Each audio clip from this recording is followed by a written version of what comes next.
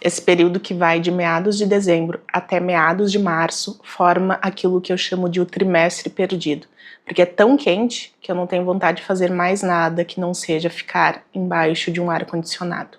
Mas tem uma coisa nessa época que eu gosto muito, que são os vídeos de listas e metas que o pessoal divulga, né, para o próximo ano. E eu também separei a minha lista, embora bastante modesta, de livros que pretendo ler em 2026 e vou compartilhar com vocês no vídeo de hoje. O Brasil inteiro sabe que quando a gente alcança a meta, a gente dobra a meta. Mas e quando a gente não alcança a meta? O que a gente faz? Bom, logicamente a gente diminui a meta, e foi isso que eu fiz.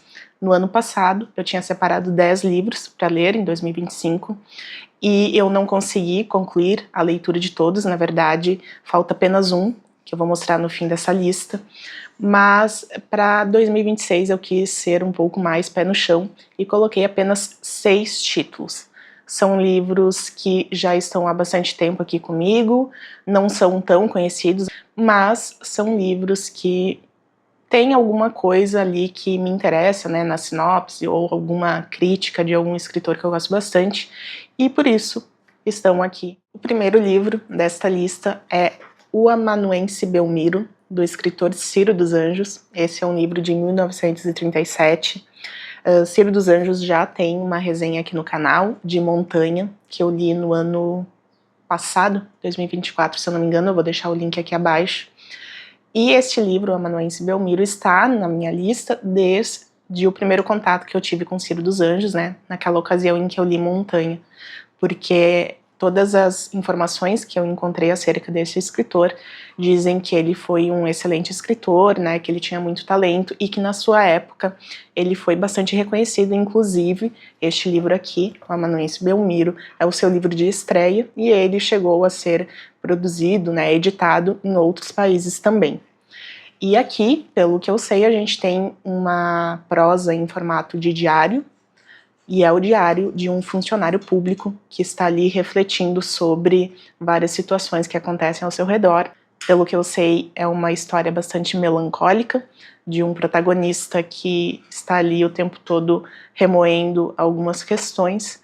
Então, isso não nos diz muito, mas para mim é o suficiente para eu ter interesse, principalmente porque eu gosto de conhecer novos autores. E quando eu li Montanha, justamente uma personagem que escrevi em formato de diário foi a minha personagem favorita. Então, se aquela técnica que o Ciro dos Anjos empregou naquela personagem de Montanha for a maioria aqui nesse livro, acho que vai ser uma excelente leitura também. Então, primeiro livro, O Amanuense Belmiro. O próximo livro da minha lista é um título de literatura tcheca. Nunca li nada que eu lembre deste país, mas vamos mudar isso então este ano, ou melhor, no ano de 2026, né, com Malá Strana, Vestígios de Praga, do Jan Neruda. Não confundir com Pablo Neruda, hein? Jan Neruda, pelo que eu vi, foi um autor que viveu no século XIX, ele foi jornalista, professor, advogado, ele atuou em vários periódicos lá na Tchecoslováquia, e este livro aqui é uma reunião de alguns dos seus escritos. Aqui a gente tem 2 novelas e alguns contos, inclusive eu encontrei alguns textos que comparam pelo menos uma das novelas deste livro com o nosso O Cortiço, né, do Aloysio Azevedo. Gosto de O Cortiço? Não gosto muito, mas eu quero ler alguma coisa de literatura tcheca e lendo ali o prefácio e a apresentação dessa obra, eu fiquei bastante interessada. Além de que eu encontrei ele por um precinho super justo em um sebo, e esta capa aqui me pegou bastante porque já transmite uma atmosfera bem legal, né? E estou com uma boa expectativa também para conhecer mais este escritor, sobre o qual não sabia nada, também não vejo muita gente falando. O próximo livro aqui da minha lista para 2026 é um romance histórico, Nefertiti, da Michelle Moran. Aqui a gente tem a história romanceada, né, obviamente, desta rainha egípcia que foi bastante importante. Confesso que não conheço nada sobre a vida dela, né, nunca nem havia escutado falar, tanto que eu imaginei que o nome aqui, Nefertiti, fosse equivalente a Nefertari, porque essa rainha, sim, né, eu conheci a história, sei que ela foi casada com Ramsés II, mas aqui Nefertiti foi casada com outro faraó, Pelo que eu entendi, ela veio antes de Nefertari, e ela foi bastante importante na história do Egito, porque na época em que ela reinou, né, lá ao lado do seu marido, o Egito passou por uma revolução religiosa.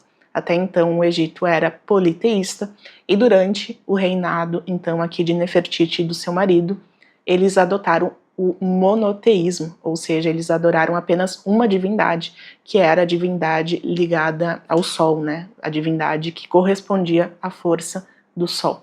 Então, é um livro que eu tenho bastante interesse também, eu gosto muito desse tipo de história. A história do Egito também é algo que me interessa bastante, embora não tenha lido tanto ainda. Eu acho que eu mais assisti do que li, mas esse livro também é super bem avaliado, muitas pessoas falam bem. E a autora aqui, dei uma breve pesquisada na história dela, ela participou de muitas escavações lá no Egito, então ela visitou muitos sítios arqueológicos e foi isso que inspirou ela a escrever romances históricos da civilização egípcia. Tanto que ela também tem um outro livro que daí sim é sobre a rainha Nefertari. Também tenho muitas expectativas com essa leitura, espero que seja tão boa quanto dizem, né, os leitores que já conhecem essa obra. Eu vou ler também em 2026 um livro de um escritor brasileiro. Na verdade, não sei se ele se considera um escritor, né, se ele publicou mais coisas, porque eu também não encontrei muitas informações sobre ele. Na verdade, nem bem sobre esta obra. A única informação que eu encontrei sobre esse livro foi que ele está à venda, pelo menos na época em que eu consultei isso, que foi no ano passado, tinha um exemplar à venda na Amazon por mais de R$400. E eu não perdi a oportunidade, né, de pegar este livro, em um preço também super acessível, em um sebo, que é este aqui, Pequena História de Amor, do Wilson Luiz Miller. Gaúcho, também, pelo que eu vi, de Santa Cruz do Sul. Este livro foi publicado em 2009, por uma editora universitária. Então não foi um livro, né, pelo que a gente entende, que teve uma grande publicação, né, um grande marketing acerca da publicação. Mas tem alguma coisa nesse livro que me chama a atenção. A primeira coisa que me chamou a atenção foi essa foto, não sei se vai dar para ver, mas tem uma igrejinha bem aqui no fundo, então já identifica aí uma comunidade de interior. Quem é do interior já reconhece muito facilmente.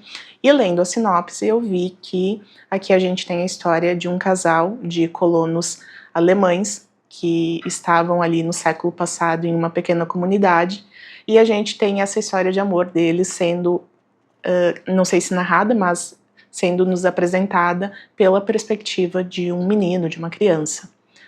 E como eu li agora em 2025 um livro do Josué Guimarães sobre a imigração alemã, que foi uma excelente leitura, o fato de ter este pano de fundo aqui nessa história também me interessa bastante e eu tenho uma expectativa muito alta com este livro. Espero que seja daqueles achados valiosos que fazem a gente dar chance para novos autores, porque eu sei que muita gente às vezes torce o nariz, né, para a literatura contemporânea, ainda mais quando é um autor que não tem aí um trabalho de marketing, que é meio apagado da internet, pelo menos, né.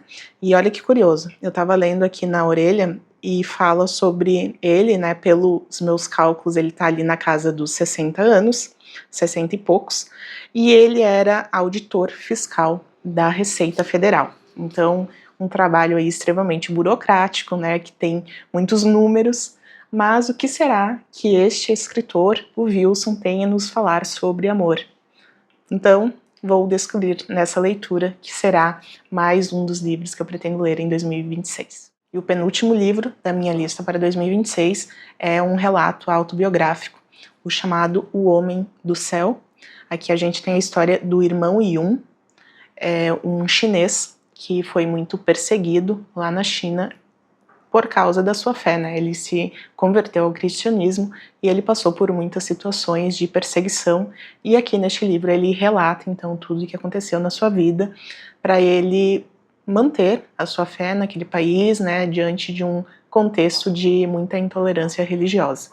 Não sei muitos detalhes assim em relação ao período, né, a província, a localidade específica em que ele morava lá na China, mas eu realmente acredito que ele tenha passado por situações bastante extremas, porque já li alguns outros livros que retratam momentos bem críticos lá na China, então também tenho uma expectativa bastante alta com este livro, e sei já de antemão que aqui a gente vai ter situações bastante dramáticas e reais, né, o que torna tudo ainda mais incrível, ainda mais doloroso durante a leitura. Então, mais um livro que estava aí bastante tempo na minha lista e será lido em 2026. Fechando com chave de ouro, eu tenho um livro sobre um caso real, um caso que marcou o mundo inteiro, porque se tornou também um clássico absoluto do cinema. E eu tô falando aqui de Uma Noite Fatídica, a história do Titanic.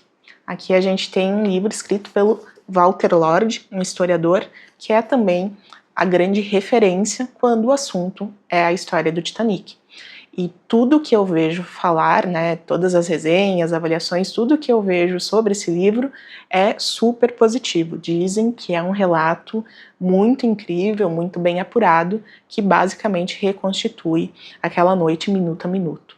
Então estou ansiosíssima para ler sobre este caso, e eu estava até relembrando, e eu acho que eu assisti Titanic, assim, assisti do começo ao fim mesmo, uma única vez. Depois eu só fiquei vendo cenas e, enfim, vira e mexe a gente esbarra em algum trecho aí do filme na internet afora, mas quero ler o livro e depois assistir o filme novamente para então fazer a resenha aqui para o canal. E olha, esse também foi um achado, na verdade o meu marido que encontrou quando a gente estava em um sebo. Meu marido tem um radar assim muito ligado para encontrar os livros que estão sempre bem lá embaixo, porque eu não fico me abaixando muito e ele sempre vai lá na última prateleira e fuça tudo. E quando eu fui passar no caixa do sebo e eu passei esse livro, a atendente do sebo ficou muito impressionada, até chamou outros funcionários para mostrar que eles tinham esse livro, porque aparentemente nem eles sabiam. E é estranho, porque ele tá bem novinho, assim, eu paguei super baratinho, então só custos-benefícios excelentes nessa lista. Espero que seja uma experiência maravilhosa também. E lá no começo do vídeo eu falei que ficou um livro para trás da minha lista de livros para 2025.